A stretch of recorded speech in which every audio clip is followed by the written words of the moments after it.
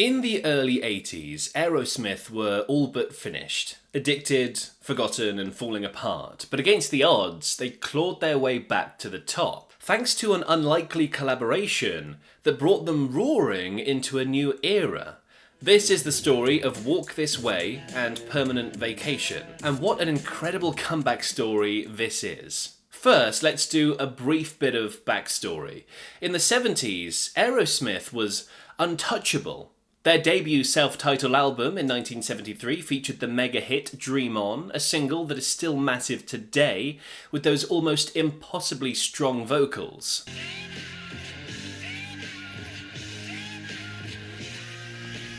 And here's an incredible stat for you. In the 70s, out of the 5 albums they released in that decade, 3 of them went platinum within a year.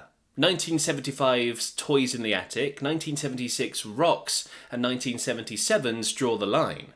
And the other 2 albums, 73's Aerosmith and 74's Get Your Wings, would eventually go platinum much later. So that is 5 out of 5 for the decade. A nearly unbeatable record. And then, almost inevitably, the wheels started falling off. Now, I did a video on Aerosmith not too long ago, focusing on the album Draw the Line, and how that sort of marked the beginning of their decline. I went into quite a bit of detail about the band's implosion, so please feel free to have a look in order to get the full story at that other video, but if you don't have time right now, I'll do a quick recap here. So, despite their incredible success and amazing abilities, Aerosmith were completely dysfunctional. As their fame and fortune grew, so did their larger-than-life attitude, and their drug habits. I mean, one famous quote from Joe Perry sums it up incredibly well. "We were drug addicts dabbling in music, rather than musicians dabbling in drugs." Draw the Line was essentially an album fueled by drugs and drink. The band members, particularly Tyler and Perry, were not in a great place. But they eventually managed to record the album, went huge on its initial release, but it soon faded out, getting poor critical reviews at the time. Coupled with the internal turmoil of the band, things weren't looking good. Honestly, I could go on for ages about that period, but I don't want to take up too much time repeating what I already covered in that other video, so go take a look at that if you want to hear more of their disasters and how the band fell apart during that time. But suffice to say, by the early 80s, Aerosmith had completely fallen from grace. Joe Perry had quit in 1979, followed by Brad Whitford in 81. Steven Tyler was a mess, often collapsing on stage, and so were the band's live shows and personal relationships. 1979's Night in the Ruts wasn't a bad album, but it didn't gain much traction. And 1982's Rock in a Hard Place was the only album released without Perry and Whitford. Aerosmith were all but forgotten by now. But in 1984 there was a glimmer of hope. The original lineup reunited. A comeback album was written and recorded, called Done with Mirrors. It was released in 1985. A tongue-in-cheek reference to the use of cocaine. It was meant to be a rejection of their past drug use, which was ironic seeing as many of the band members were still heavily using. The album was promoted with a big push. Aerosmith were back. Except they weren't. Done with Mirrors flopped. Fans weren't impressed. Sales were okay, but not great. And in general, it just didn't live up to the Aerosmith of the 70s.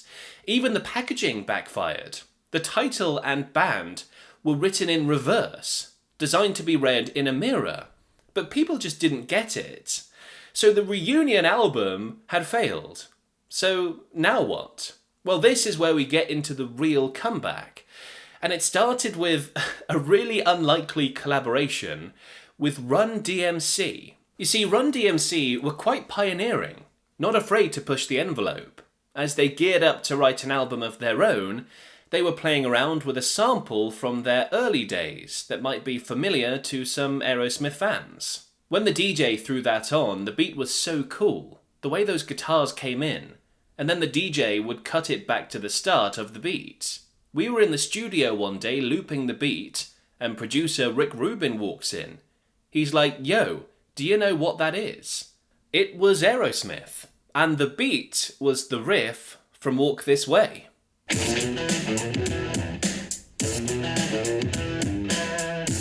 Producer Rick Rubin encouraged them to rework the song, but Run DMC weren't exactly keen.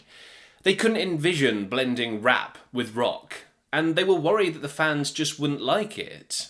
But they grudgingly agreed to have a look at it and immediately pushed back when they heard Steven Tyler's vocals. They told their production team that that collaboration would simply ruin them.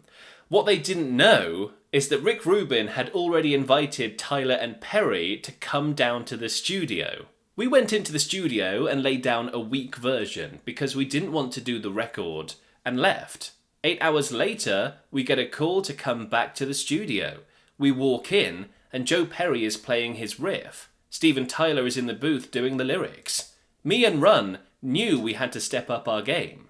They weren't the only ones with reservations. Aerosmith's manager, Tim Collins, wasn't interested either, and only agreed because he was offered $8,000 for a day's work. That's over $23,000 today, which is fair enough. Joe Perry wasn't sure what to make of it either. Steven Tyler, on the other hand, loved the idea from the beginning and was very interested in learning how to DJ. He was apparently always pestering DMC to teach him how to spin discs. In any case, this unlikely collaboration worked out in the end. Run DMC brought their hip-hop swagger onto the verses, and the riff is as catchy as ever. And Tyler's vocals on the chorus bring it all together as something totally unique. It is, in short, a bloody good song, to be honest. And then there's the video. It opens with the two bands trying to drown each other out in studios that are next to each other, switching between the two as they trade verses and riffs. Finally, Steven Tyler smashes through the wall with his microphone stand and belts out the chorus as only he could. It's ridiculous. It's a ridiculous video, but it's brilliant and quite genius, actually.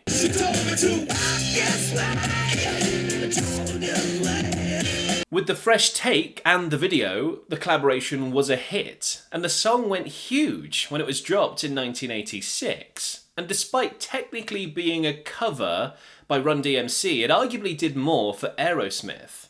It brought them back into the public light, and made fans remember just how good they really were back in their heyday. It also brought them to new fans of a completely different audience. And it caused a resurgence of popularity of their back catalogue. For example, Toys in the Attic re-entered the charts over 10 years after it was originally released. It had taken nearly 10 years, but it finally gave them the kick they needed to get back on track. The band started cleaning up their act in earnest.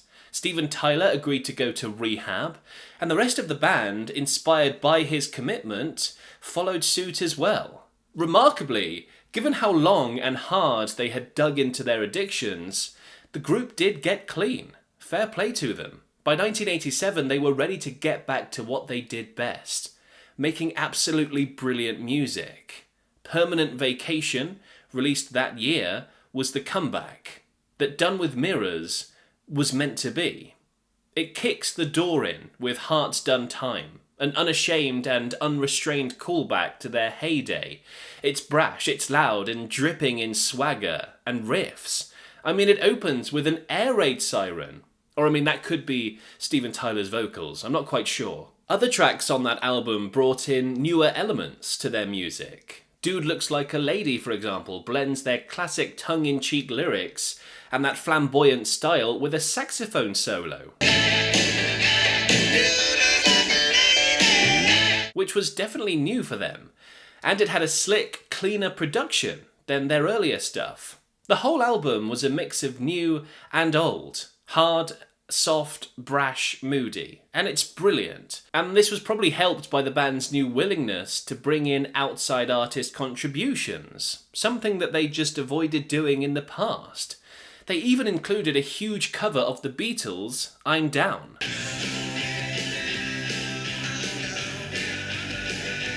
Ultimately, it enjoyed 4 hit singles, sold over 5 million copies, and propelled Aerosmith back into the stratosphere, which of course is where they belonged. And thankfully, the comeback stuck. The next decade would be their most successful yet. Between '89's Pump and '93's Get a Grip, they'd sell over 14 million copies in the US alone, picking up Grammys, glory, and a fan base like never before. And then of course, there was 1998's Don't Wanna Miss a Thing, written for Armageddon, written by Diane Warren. It's arguably their best known song.